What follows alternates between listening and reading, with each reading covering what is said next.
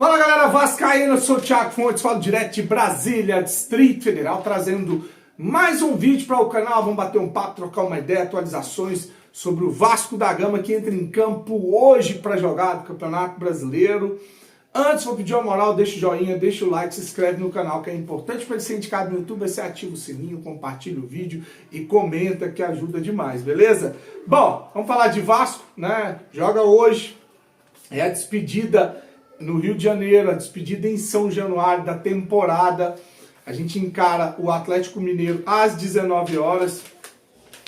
Vale vaga para a Sul-Americana, tá? Os dois estão ali. Quem vencer hoje consegue matematicamente essa vaga para a Sul-Americana. O Vasco é 12º com 44 pontos. E o Galo, quem diria, né? Disputou final de Copa do Brasil e Libertadores, é 13º com os mesmos 44 pontos, está fora da Libertadores do ano que vem e briga agora por vaga na Sul-Americana. Quem vencer dos dois garante matematicamente a vaga para a Sul-Americana. Você lembra a última vez que o Vasco disputou um campeonato internacional, uma competição internacional? Eu vou trazer para você aqui, foi em 2020, cara.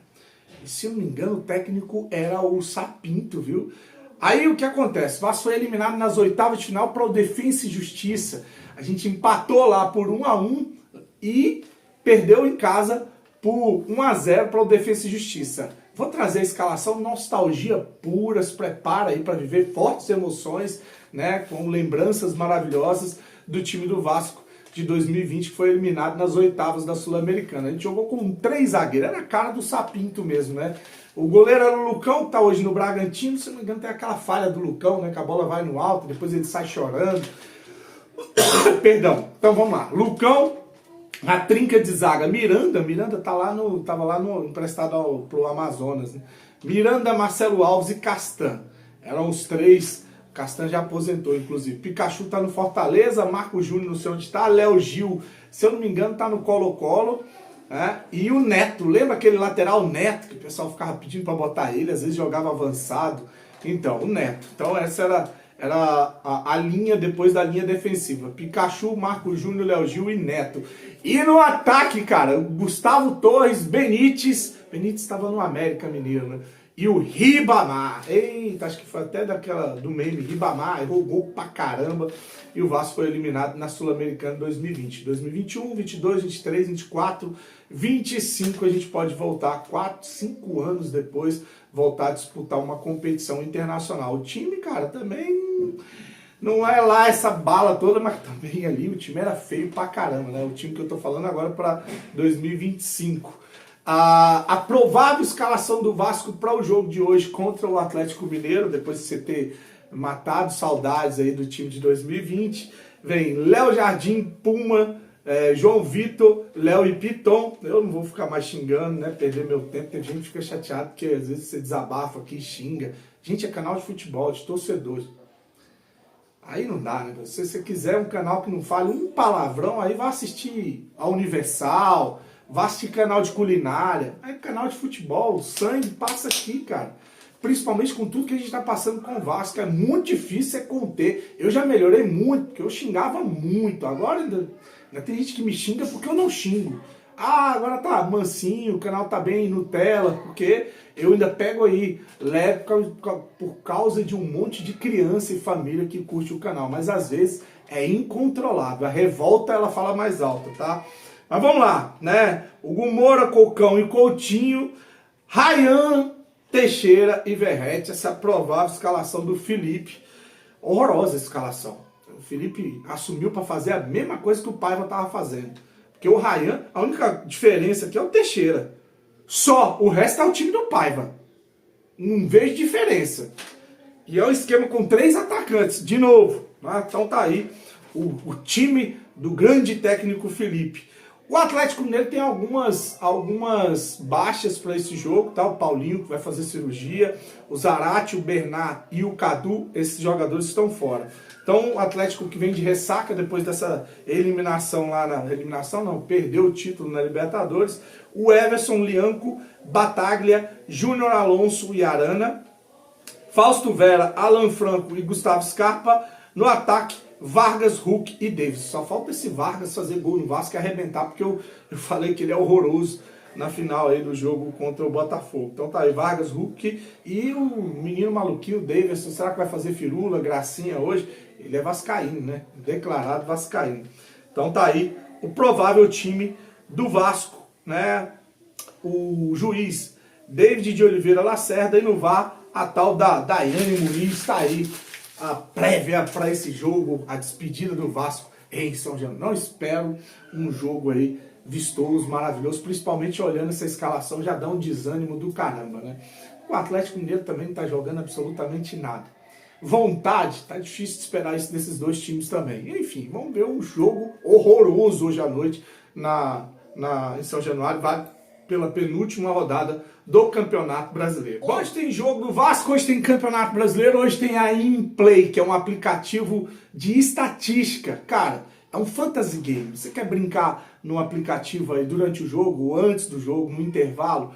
Eu vou te mostrar como é que você vai fazer. Primeiro você vai aqui no primeiro comentário fixado ou na descrição, vai clicar, vai fazer o cadastro. Tem aqui também o QR Code. Você vai fazer o cadastro na InPlay, que é um aplicativo de estatística, tá? Você não precisa colocar R$1 dentro desse aplicativo.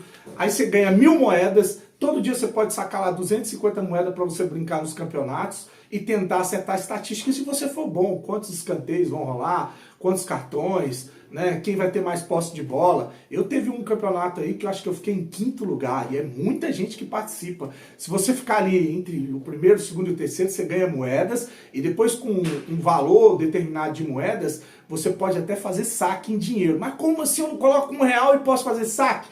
Se você for bom, se você conseguir ficar nas primeiras colocações, você depois vai acumulando moeda e você vai poder solicitar o saque e eles fazem para você, tá? Ah, mas se minhas moedas acabarem, eu tenho que colocar dinheiro. Não, você pode assistir vídeos dentro do aplicativo e ganhar moedas, tá? Então, eu vou mostrar aqui para você como é que é. Vou entrar aqui, ó, na InPlay. Você vai procurar o Vascaíno do Cerrado.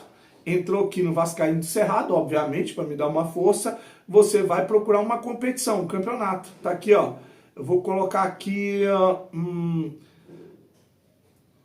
Tem esse aqui que eu fiquei em 15º colocado.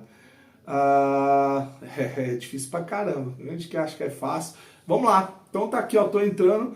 Vou pedir para participar, né? E aí, quando abre, tem as perguntas. Ó, mais de 50% de posse de bola para o Atlético Mineiro no primeiro tempo. O Atlético vai ter o domínio do jogo ou não, em São Januário? Não, eu vou colocar aqui que não, né? Eu vou ser clubista, lógico. Cartão amarelo para o Lucas Piton no jogo. Cara, o Lucas Piton, se eu não me engano, está até pendurado. Vou colocar aqui sim, vai tomar um cartão amarelo. Vamos marcar gol no primeiro... O Vasco marca gol no primeiro tempo? Sim, vou botar o Vasco, marca gol no primeiro tempo. Atlético Mineiro acertará a bola na trave no jogo? Aí você vai colocando sim, não, vai vir ali uma sequência de 10 ou 15 perguntas e aí você está participando do campeonato junto com a InPlay, que é parceira do canal Vascaíno do Cerrado em 2024. Para finalizar, quero trazer aqui um especialista em direito empresarial, né? Antes só uma notícia, o Juliano Bertolucci, aquele empresário lá, o Juliano Bertolucci, que é bem conhecido, faz transferências internacionais aí de jogadores bem badalados, ele estaria fazendo a ponte entre o Vasco e o grego lá, o magnata grego Marinakis, né? E o processo estaria bem avançado. Isso aí é uma informação que saiu do Nicola e depois, inclusive, foi confirmado por outras páginas, outros sites aí, sobre o Juliano Bertolucci na parada. Aí eu vou trazer aqui o professor José Humberto, lá do canal Direito Empresarial. Vou botar só o áudio para você prestar atenção no processo. Não é tão simples assim esse processo de venda do Vasco, né? Primeiro tem que ter um acordo entre o Vasco e a EQEP, junto com o cara que vai comprar, e tem também o tribunal arbitral, porque existe uma insegurança jurídica criada depois que o Vasco meteu o pé na bunda da 777. Como que você vai recuperar essa segurança jurídica? É isso que o professor José Humberto vai explicar nesse vídeo. Passa muito pelo julgamento no Tribunal Arbitral, que é a Fundação Getúlio Vargas. Eles é que são os mediadores que vão fazer essa insegurança jurídica sair, acabar, né? Então tem que ter um acordo entre a EQEP e o Vasco. Depois tem que ter um acordo entre o comprador com a ECAP, a Lindenhall, e saber qual é o modelo que o comprador vai querer assumir no Vasco da Gama, tendo em vista que 39% das ações elas não têm dono, né? Estão aí na justiça para ser resolvido, 31% é da 777, da ECAP, e 30% é do Vasco. Então, qual é o modelo? O cara que vai entrar, ele vai ser o controlador, obviamente, vai ter mais de 50%.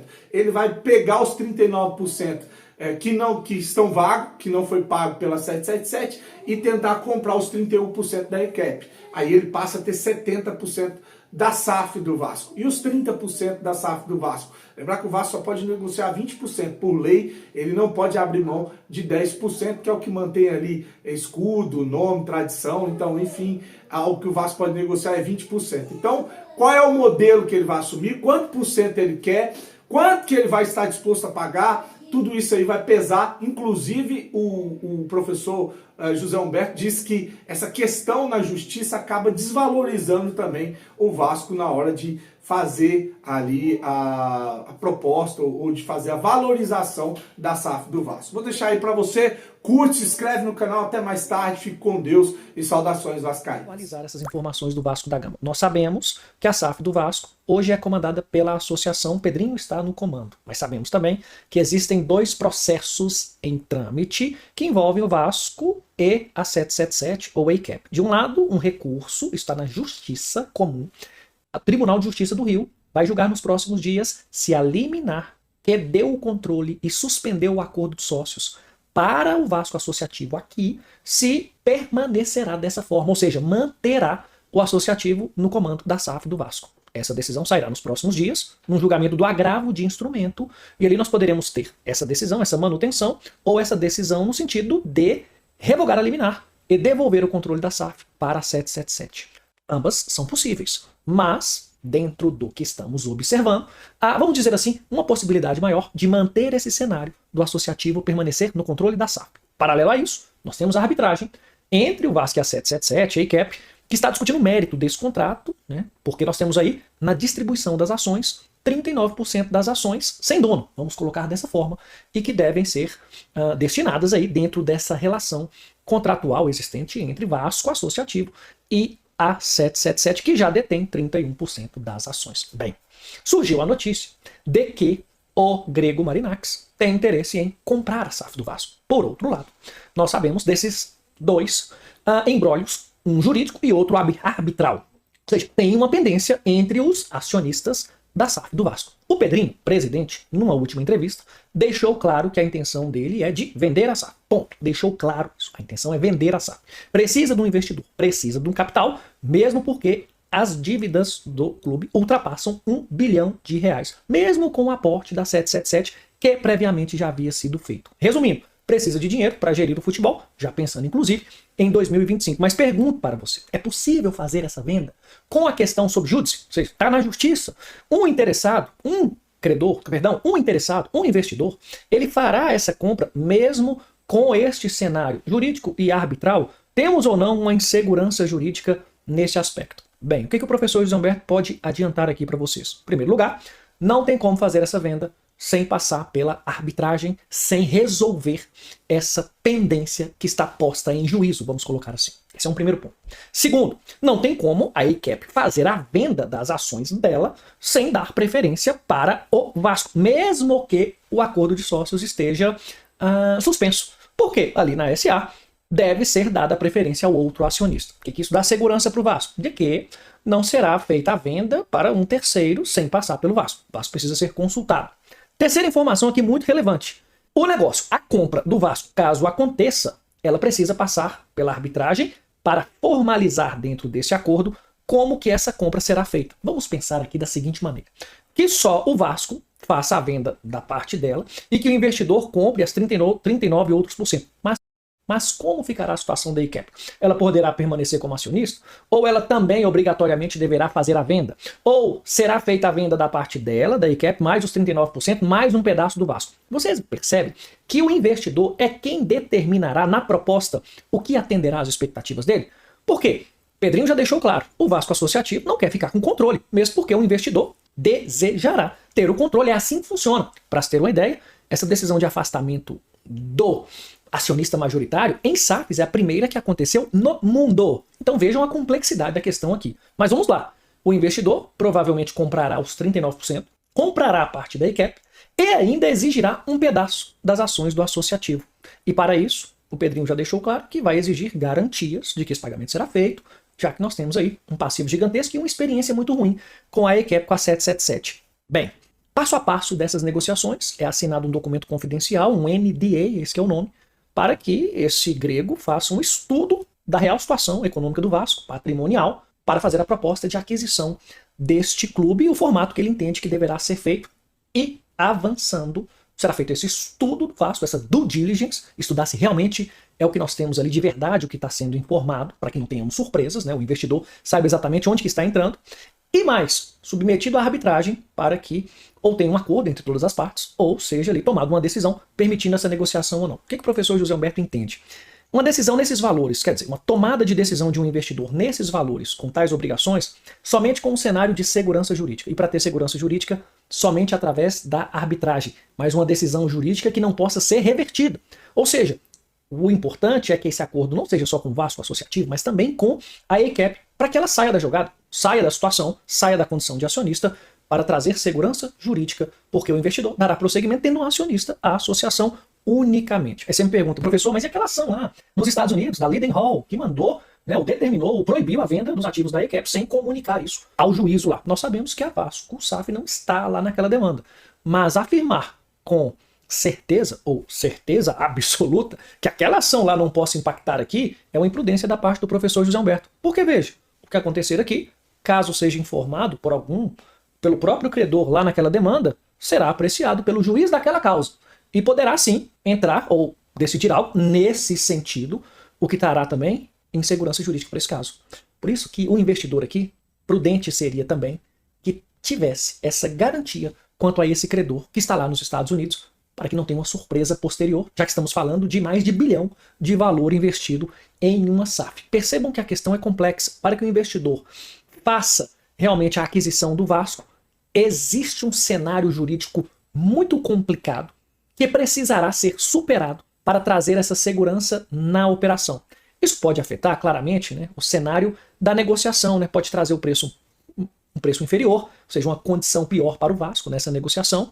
Mas fato é, pessoal, que, ao que parece, essa é a intenção do presidente, para que a venda corra para um terceiro, seja para o grego ou para um terceiro, mas que traga recursos para o Vasco. Porque, como eu já disse em vídeos anteriores, sem capital, o Vasco vai passar muito aperto. Até porque essa arbitragem nós não sabemos quando terminará. É isso aí, pessoal.